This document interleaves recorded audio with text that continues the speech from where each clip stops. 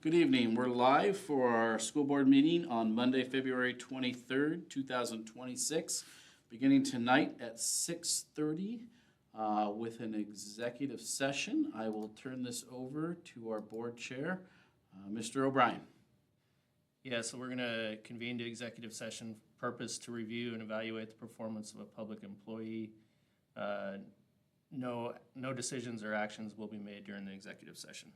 The plan is to come out of the executive session promptly at 7 p.m. We'll resume our regular business meeting at that time.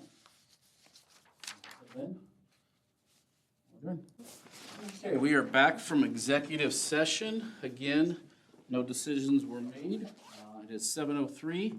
We're going to continue with the board meeting agenda as outlined in the handout.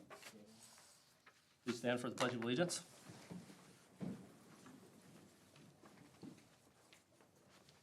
I pledge allegiance to the flag of the United States of America and to the republic for which it stands, one nation, under God, indivisible, with liberty and justice for all.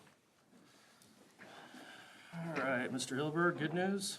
Good news. I'm excited to announce that both our district levy propositions passed this last Friday.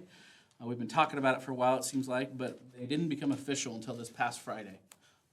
And I just wanted to make sure I express our gratitude to our community for their continued support on, really stood out, with the results. And you can see the final election count for the EP&O option, Educational Programs and Operations. We're happy to get over 60% yes vote. And again, for our Capital Technology, again, both receiving a 60% vote, yes vote. You have a handout there in front of you. It looks like this. I just want to bring to your attention where it really just outlines the details, the nitty-gritty of the levy vote. You can see that we had a decent turnout in the county on the handout, 37%. And you can compare that. You can see on the right-hand side, I've got past election votes on there. But really thrilled with the community really coming forward and just saying, yes, we absolutely support the work that's being done at a 60% clip. If you've seen the votes from around the state, that's really good for our area. And so I'm happy and thrilled with that. Also in there, I won't spend tonight too much time going through there, but I want to at least give that to you so you can break down and see the individual voting precincts. That's for you to take with you for Proposition 1. See how each of those did. And again, we continued strong, over 50% in all of these areas. The high of 64% in some areas. And then with Proposition 2, which is our technology levy, again, overall 60%. But again, we ranged anywhere from 65% down to 51% into our individual voting precincts. Spent a lot of time working through this as we went through this, monitoring, not only that initial vote, but there was a vote where it updated count and the final election results. So if you have any questions, feel free to ask, but I just wanted to at least give that to you if you have questions later. But obviously I've been digging a lot into this over the last few weeks, so more than happy to talk more about it, but I just wanted to give that for you to take home as a resource. Okay, Questions on that? thank you. Board reorganization. So we do have 3 board members here. I did reach out to Mr. Scripture. He said if you guys are willing and want to continue and just move forward on this, he said it's at the will of the board, whatever you feel like. So if you'd like to table it, because not everyone's here, we've done that in the past, or if we're at the position where the board would like to move forward on it, Mr. Scripture gave you his blessing. He said whatever the will of the board is, he'd be more than happy to support that. The will. Just keep it as is. I'm good with that. Yeah. So, It's a roll call vote. yeah, make a So nomination for, if we want to continue with it, I can walk us through that, and you guys can do that. You okay with that? I can do it. Okay, you got it? So, for the board chair, entertain a motion. I'll make motion for Brad O'Brien to be board chair. Second? Discussion? So it's a roll call. Ed? Yes. Yes. Crystal? I have to vote, don't I? You can abstain. It won't get there. What's that? It won't get there. Oh, you're right, we need a quorum. Yay. Okay. All right. Feels funny. I don't know if I like that part. We need 2 more positions, the vice chair and ledge rep. I'll make a motion for Michael Scrimshire to be vice chair. Second. Discussion? Roll call? Deb? Yes. Crystal? Aye. Yes. And legislative rep? Legislator rep? That was you, right? I'll make a motion. Crystal Maiden to be our legislative rep. Second that. For you guys. Discussion? Aye. Thanks for being here. Aye. Aye. All right. Thank you very much. Okay. Our reorganization for the year. So board operating principle review, effective meetings, handling controversy at meetings. So Thad, we do the first, I'll do the second, Crystal the third. The last 2? Taylor. And Mr. Hilberg. All right. Handling controversy at meetings. Board, develop an agreed-upon procedure for dealing with controversy and sensitive issues at meetings. For example, agree that the chairman may call a short recess if it appears that people need to regroup or regain composure. Or agree to call a special meeting to deal with a topic that appears likely to take the entire night and or may branch off into personnel executive session areas. It may mean another meeting, but it could provide a cooling off period, an opportunity to discuss the issue with staff to be better prepared, and a time for concentrated attention to the issue. The board never takes final action on the complaint during the meeting at which it is presented. While we will respond in a timely fashion, we need to allow ourselves the time to give the issue the review and study it warrants. The board does not hear specific complaints related to individuals in open session to protect the rights of individuals who schedule these concerns for executive session. Request that large groups identify a spokesperson and clearly establish time limits for speakers when large numbers of people wish to speak. You all, any changes or additions to the I agenda? do have one addition to the agenda tonight, and I'll walk you through it. So we're going to add 8.4 to the consent agenda, which is the Columbia High School field trip. We have someone here ready to speak on that. We have a spring break Gear Up student field trip. And so when we get to that, just know this is in accordance to policy 2320 and 2320P. The board must approve field trips that are staying overnight in advance, so that's why she's here to talk to you tonight. The staff member has submitted a plan and it has been approved by our building principal, Mr. Miller. I already talked with him. She's here tonight to talk to you about the purpose, supervision, itinerary, costs, housing, student costs, if any, as outlined in policy. And the board's required to vote on that, so we've added that to the consent agenda. Any questions on that? I believe so. Okay. So prior to that, because the consent is up next, I'm going to introduce Ms. Debbie Maxwell, who's here to talk to us, our Gear Up champion, I will say. And I'm excited for another opportunity for our students. I will just say on her behalf, she's done many trips with our students, and they've had all kinds of wonderful opportunities. I'm excited for another chance for our students to go out and see the world and talk about this experience. So I'm going to give her just a couple of minutes to talk you through what she's thinking about as we're looking to pursue through the consent agenda. Debbie, take it away. I work for OVP Gear Up Grant with Washington State University. This year, we're collaborating with another Gear Up grant, the HOH grant. Combined, we serve, I don't even know how many schools we serve in Eastern Washington, but this year, we're collaborating with them to do a spring break trip. The plan is to take our current 11th graders on this trip. We have been delegated 7 spots for students. We have 2 staff members from Columbia's Gear Up program who will be attending the trip with them. The trip will start off, we have transportation through Eastern Washington Transportation Company, which is a private transportation service. We'll be traveling down to the Portland area to start off with. We will be going to Portland State University, where the kids will be engaged in, with admissions representatives, and also learn some financial aid literacy activities with them.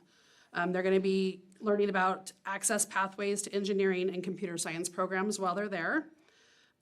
We will also be going to the Oregon Zoo, where they will learn about careers in zoology and with advanced sciences. They will also be going to Nike World headquarters to learn about design and sports management activities. Then we will be traveling up to DigiPen Institute of Technology, where students will explore pathways in game design, software engineering, and digital arts.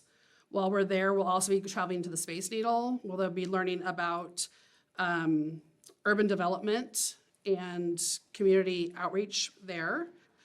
Then we will be going to the University of Washington, where they'll also get a campus tour, learn about engineering and computer sciences. And then we'll be going to the Boeing Everett factory, where they will learn about aerospace and advanced manufacturing.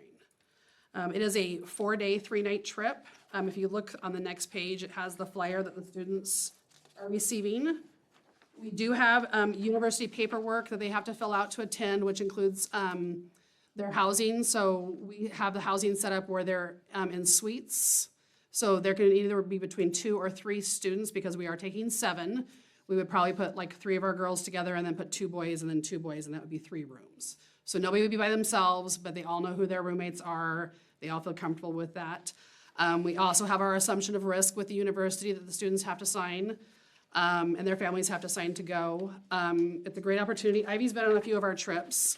The last 2 pages goes over the itinerary for why we're there and the program purpose, which is on the top of page 3 for you.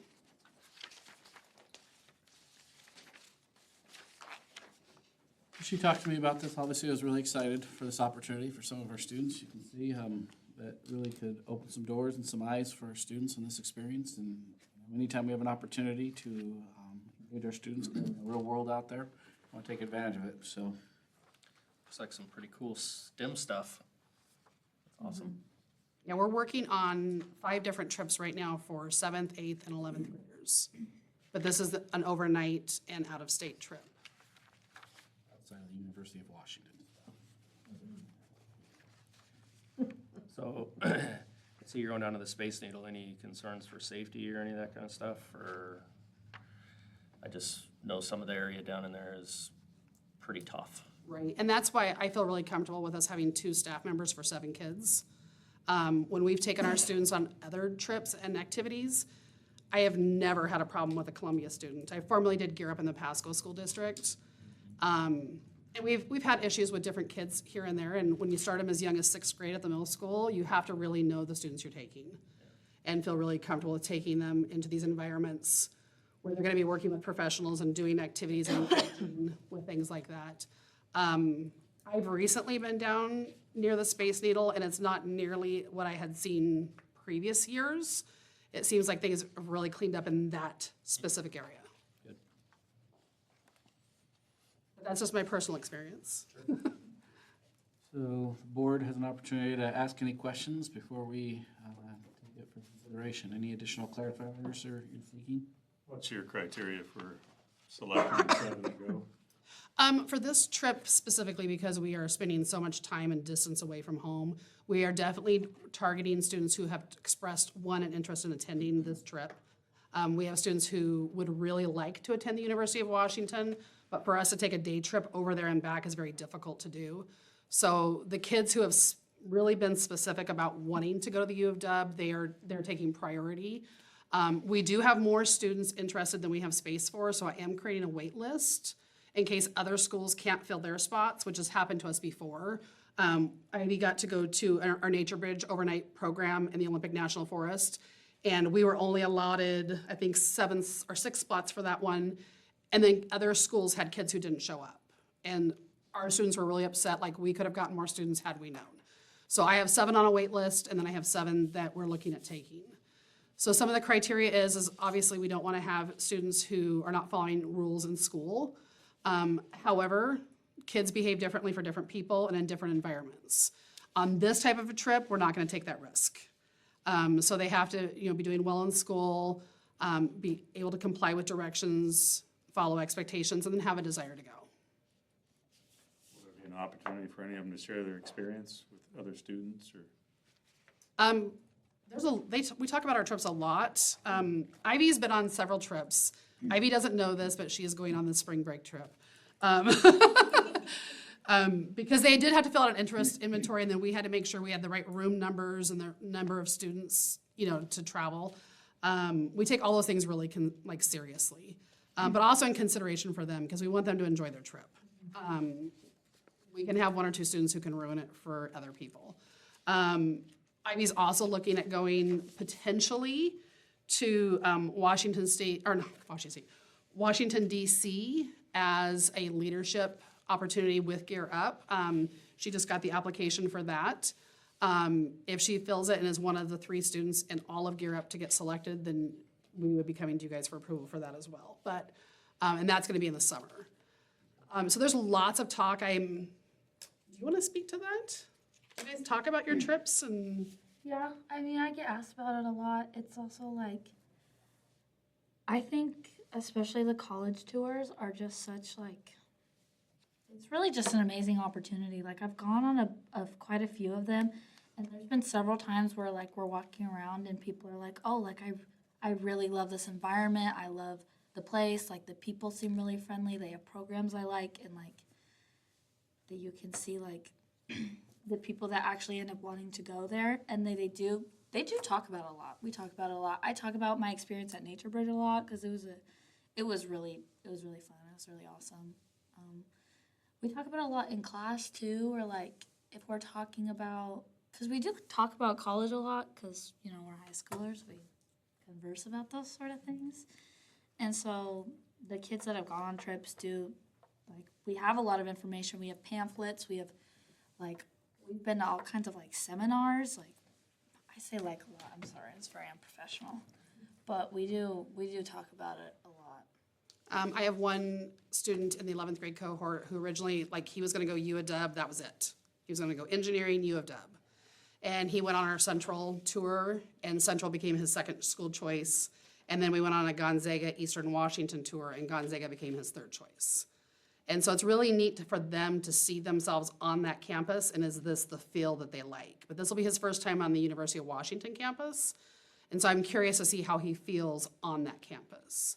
I have another student in middle school who was not doing very well academically. She was really struggling, very introverted, shy, wouldn't ask for help or even engage with staff very much. And now at the high school, she's doing tri-tech and thinking about going to Central. So it really does open up the world to them and see themselves on those campuses. Very good.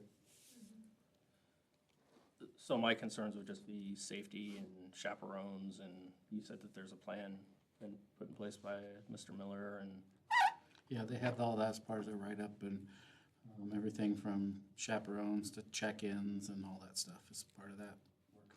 We have to do room checks. We have to take 2 staff members to every room to check on the students. We have, Washington State, Part of the stuff that we have. yeah, and Washington State University and the Department of Ed, as you can imagine, have really tightened down. We have EP 14 training for dealing with minors because we are a university, and so usually they work with students who are 18 and over, but because we are working with minors, we have to go through specialized training, have background checks for all of our volunteers, anybody in engaging with the students at all. so that, as a side note, maybe in the future, can we talk about whether this should come to the board for future?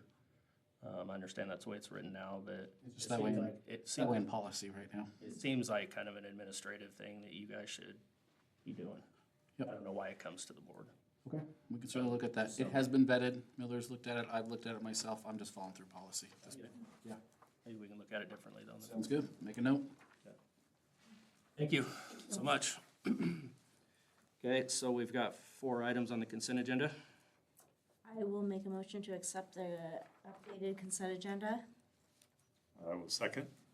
We have a motion and a second. Any further discussion? All in favor? Aye. Thank you. Thank you, baby. Thanks. Okay, hearing of visitors. Anybody like to address the board today? Thank you for being here. Last call? All right. Thanks for being here. I'm gonna kick off, if you don't mind, the student representative report. I'm gonna hand it over to these three young coyotes here for our presentation. Excited about that, but before that, I want to give some context to this. I want to work this as quickly as I can to kind of set them up for what I asked them to do. So I've asked them to come talk to you guys a little bit more about conferences. We've talked a little bit about our conferences across our district, just briefly, but I wanted them to really talk to you more about what they've heard, things they've talked with their friends about, specifically about that. And just in order to do that, the historical context, this would be that you're familiar that our traditional conferences were held twice a year, preschool through 8th grade here in our district. And this last year, we added 9th through 12th grade because the conversation was we really need to continue talking with parents and students and creating that partnership all the way through high school. It's more important than ever to engage parents on really what's happening post-secondary, whether that's workforce, trade, technical, no matter what that is, right? So we really wanted to increase that communication. You add that with beginning next year, you can see I have it in red there, fall of 2026, students will begin using what we call school links to complete their high school and beyond plan. The high school and beyond plan is a statewide graduation requirement. They've been doing it for a while. We've used a Skyward free software version of that, and we now switch to school links beginning next year. Every high schooler in the state will be using the same software platform beginning next year. We're the last group of the cohort that's going through it next year. We've had groups that have been onboarding to this for the last 2 years across the state. We're in the last phase of this. So beginning next year, they'll start using, it's just software. It's just a different software to input their information for their high school and beyond plan. High school and beyond plan, big picture, shrunk down to just a couple of words. It's really what do you want to do and what do you want to do? How do you want to prepare for that, your school, to take you to whatever course you do beyond high school. And we're required to actually start having those conversations with students beginning in middle school. So Mr. Taylor's looking at how we begin looking at also adjusting to begin having those conversations with parents as early as 7th grade. Not that you have to know exactly what you're doing, because everyone changes their mind 100 times, right, after that. But we need to start having conversation about coursework, preparing for that, what you're going to do, and all of this will be in these plans we're embedding eventually into the intentional conversations we're going to have around conferences, because we're going to force our students through that and our parents through that conversation there, okay? That's the end goal through that piece, okay? So that being said, we said, well, if that's the conversation we need to have, then all students need to be having this, not just those that, that traditionally show up. Every student needs to be having these conversations. So we set a goal that we're going to conference with 100% of all of our students and families.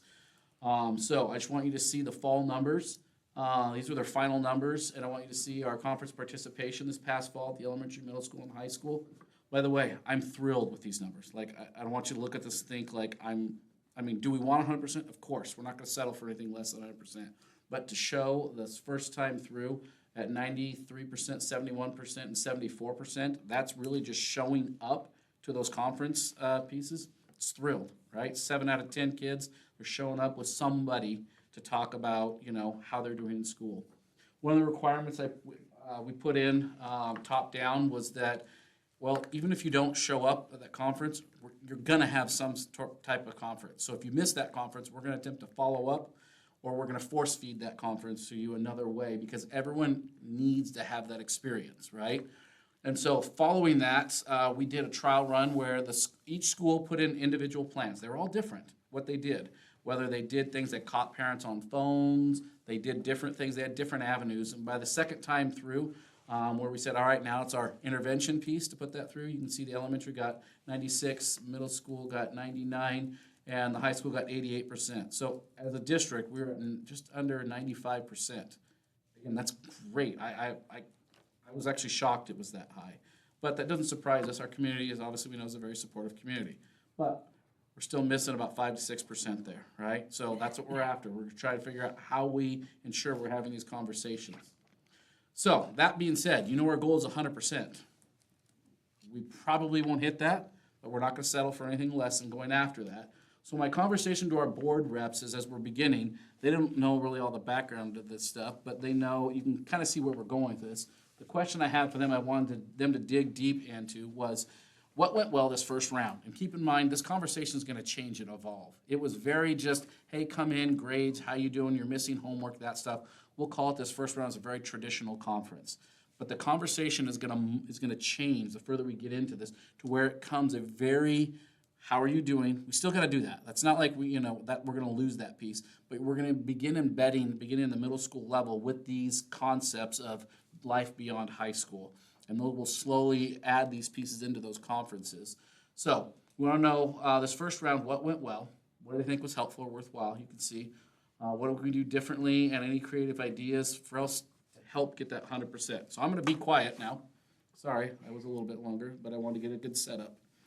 What were your thoughts on how we did, where we're going? And I'm just gonna hand it over to you guys. Who's starting? I'll start with it. Okay. So most of the people I talked to kind of did not have an opinion on conferences because, kids they don't like bringing their parents to talk about their grades, especially if they're not doing too hot.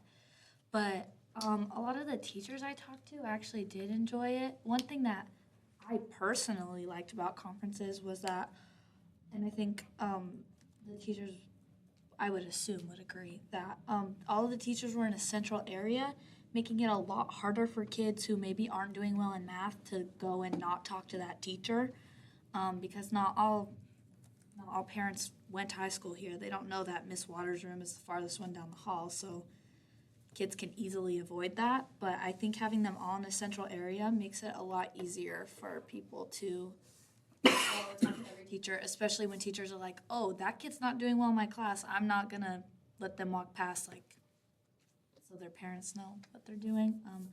I thought that part of it was really helpful to the students. And to increase student attendance, a lot of people told me food. Teenagers always want food. I always want food. So, snacks could be cool. Ice cream there? There was. Yeah. Our boosters are providing free ice cream. Oscar? Well, I talked to a lot of the Running Start students, and Running Start students usually have really good grades. That's why they're doing college and high school.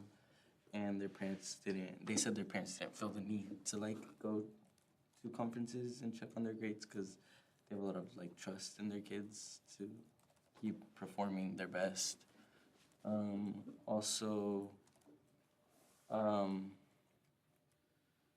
They said there was lack of communication, that some of their parents just didn't know. The news didn't reach or their parents, because some of these Running Start students only have one class at the high school. So that was also an issue. Something to increase participation. Target the Running Start students for communication.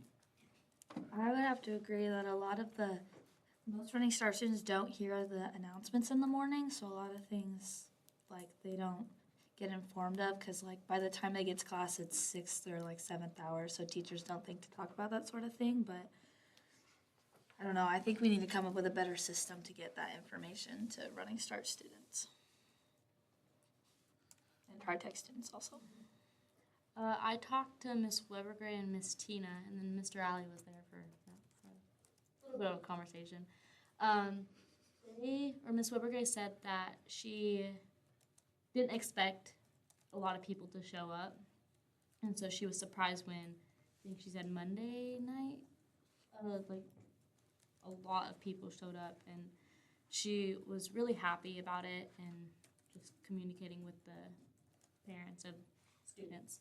But she did say that there was a lack of communication, that students had to go to their intervention teacher first. I didn't get the chance to go to conferences, but it was, from what I've heard, it's been a really good turnout, and I think it's very useful, especially for our high schoolers, because we're 4 years, when you start high school, you're 4 years away from starting your life. So it's you gotta actually work for it. And so just having teachers that keep you accountable and let your parents know what you're doing and how you're doing is just honestly just really helpful. Also, we also have an Instagram page now, so a way to get the word out is post about it. I don't know if we have a Facebook page or anything, but we could just post on the CSD websites and just say conferences for high school too, just to get the word out.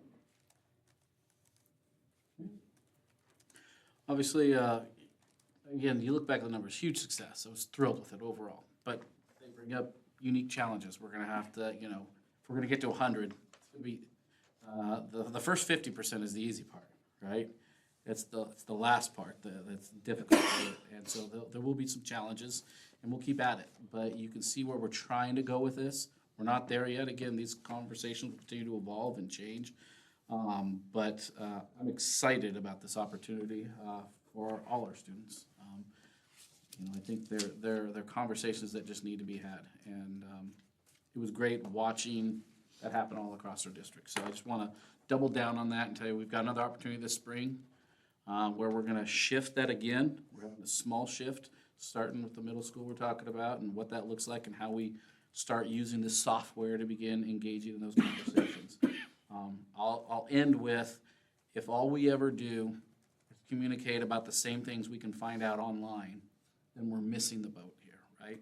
We need to be having conversations beyond just missing homework, just beyond that grade, which is why, you know, if that's all we do, then I wouldn't show up as a parent either, because I can go on my phone and get that information. So we're gonna dive deep, and we're gonna continue to evolve this over time, but I think, you know, I don't wanna lose that. There's a certain connection you need to have with that and meeting with those and doing that. So we're gonna blend these pieces and continue to push the envelope on this. So I'm excited.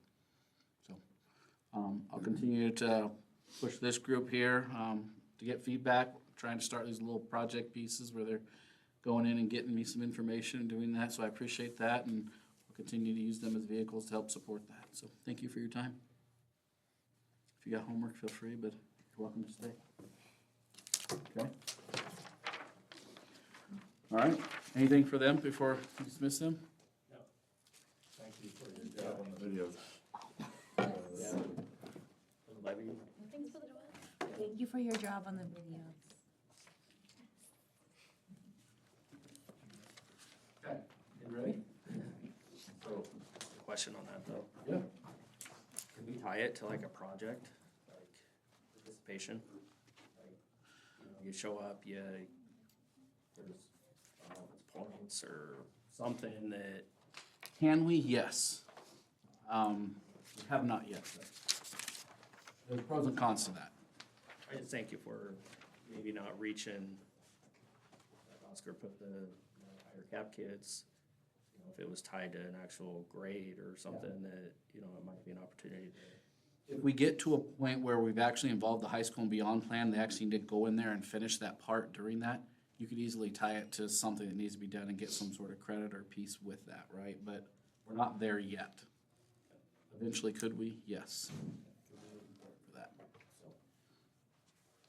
it's been done. Yeah. Okay. Any other questions? Anything else? Enrollment? Okay, so I'm gonna quickly go through budget status. Now, let me say the financials, you're gonna hear me breeze through really quickly. The Walla Walla County, they've switched over to do software. And so we still haven't received our month of February numbers.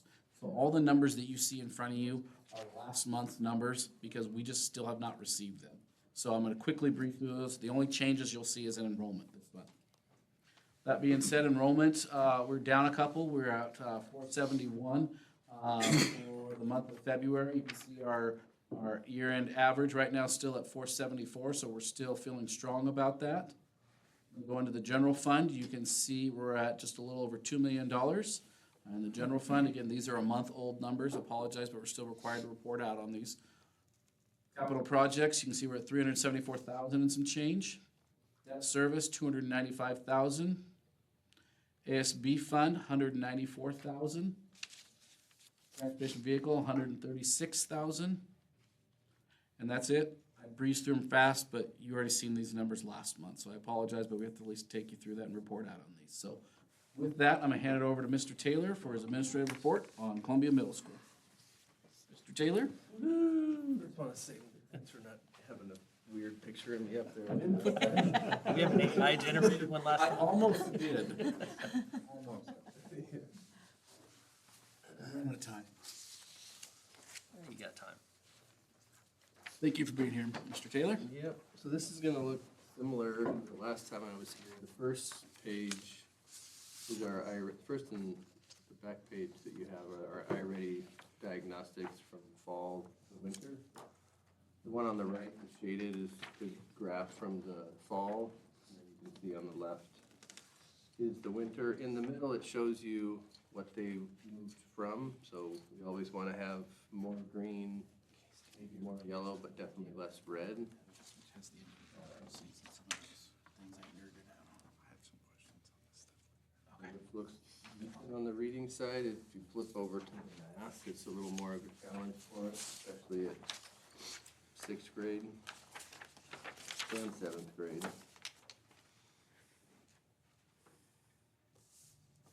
Eighth grade, probably better.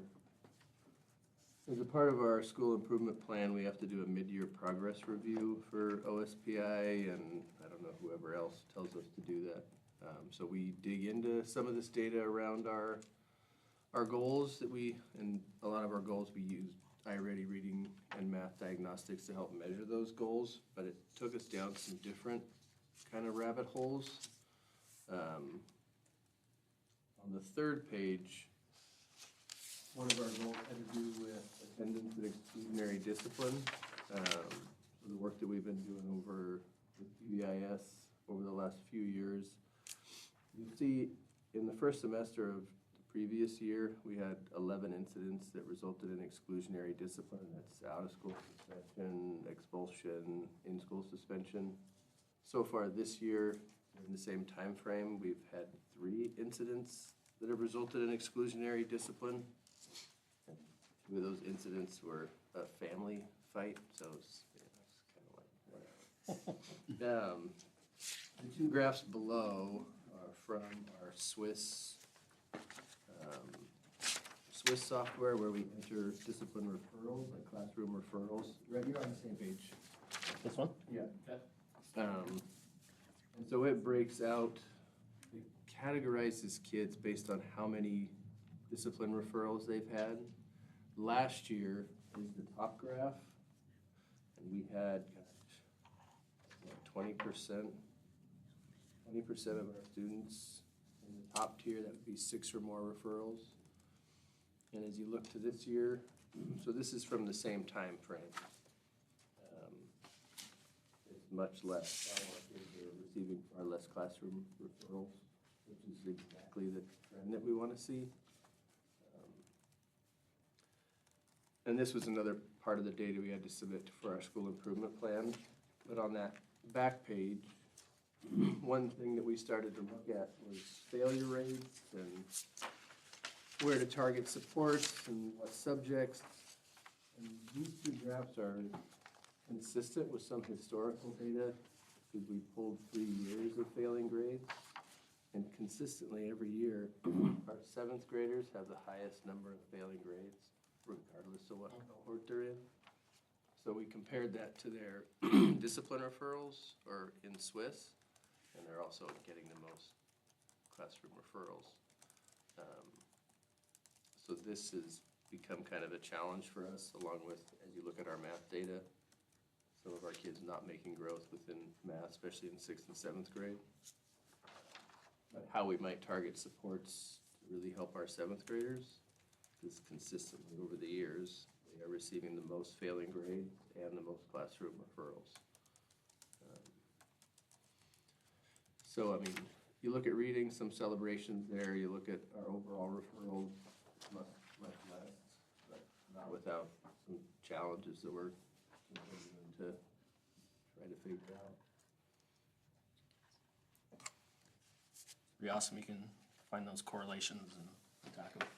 Yeah, I mean, the AI has been pretty powerful in being able to see trends in data. Because I can print out a 64-page sheet of every kid's grades throughout the whole entire year. But being able to synthesize that into usable data, I don't to see that it's consistent over even 3 years, that our seventh graders struggle the most academically and behaviorally. Might be a need for some intervention with seventh grade or a different approach with seventh grade. Questions on any of that? Questions for Mike? Appreciate the update. Phyllis? Good, thank you. Okay, moving on then. Yep, thanks for coming in, Mike. We have a second reading of 5 different policies. Last month, we took an initial look at these. First 3, reminder, are critical, required. A lot of expiring languages and non-discrimination updates. Third one was bid thresholds. The last 2, remember, were not required, but I wanted those in based on the non-discrimination statement. The first one of 2106. And the second one was construction finance. They had updated, thank you, some new revisions to align with the laws. And I wanted those to be in line as we're talking now with like the middle school bathrooms and things like that. Anytime those things change with construction and finances, I want those updated in there so we can follow the latest rules and regulations. So I'm asking the board to please, at your will, put these 5 policies through. Okay, I'd entertain a motion on the 5 policies before us. I will make a motion to accept the 5 policies. I will second. Any further discussion on any of them? You're comfortable with everything, Todd? 100%. This is actually some of the easier ones. All in favor? Aye. It's unanimous? Okay, moving forward, into new business. Bring something before you tonight. This is only the second time you've seen a capital assets theft sensitive report. Approximately a year ago, you saw something very similar, but it looks very different. In your packet, if you go all the way to the back, you'll see the capital assets theft sensitive report. This is in line with policy 6801. It was brought up during our past financial audit, some adjustments they wanted us to do and how we report these. And so what I have in front of you tonight is the report that I'm looking to put forward to you. Under 6801, requires our principals, directors, and myself to oversee inventory across the district. And we're asked to report lost damage and stolen items to the board of directors. That's a requirement. Once we do that, we can remove the missing assets from our records. That's just by policy, so we're following up. I know our auditor will be asking to see adjustments that we've made. The first page in there, you see me asserting the acknowledgement within our departments of our inventory lists. And the only one that had noted anything that was lost, damaged, or stolen last year was through technology. And you can see the Chromebooks that have been identified. Curious how we track these. We actually have serial numbers and barcodes in these scans so we can keep track and tabs of these pieces. How we monitor these, and so that information's there. I'm looking for approval on the capital assets theft sensitive report. This will be just the second time you've done that. Last year you did it, was a big long one because we did it over several years. We were playing catch up. And now you'll start seeing much smaller reports because it's year in and year out. So we're essentially approving these to be taken off of our inventory. It'll be taken off his main inventory. It goes to another list that we have because they're still barcoded. You'll have a kid that will come back for whatever, a year later, grandma says, look, I found this under a bed or something like that, We can still, if need to, get it back in the system. That's why it's so important when I mentioned that we have serial numbers and barcodes on all these pieces. But we have an inventory, a way of tracking these, specifically the technology piece through either whether it's insurance or things like that. It's not like we're writing these off. Someone's either used Chromebook insurance or paid for or some of these things. This is more of the paperwork end of how we keep track of these and the inventory piece. So do we need action on this, or what do we? Yes, I need action to approve this report. I'll make a motion to accept the capital assets sensitive asset report. I will second that. Discussion? All in favor? Aye. Aye. It's unanimous. Okay. Board calendar review. So next month, March 23rd, come back with the enrollment budget, administrative report. We'll have Columbia High School here. Any suggestions? Anything else you'd like to see? I know we have I made some notes when the high school's here.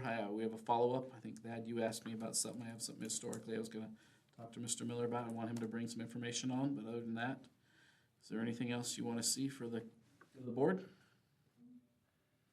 I just like the idea of the groups, the clubs, the sports teams, when, you know, they have success to come in and, you know, be recognized. I think that's cool when we can get them to come in and do that. I don't know if there's logistic issues with that, but Okay. I think they probably just need an invitation. anything further? Okay, we're adjourned.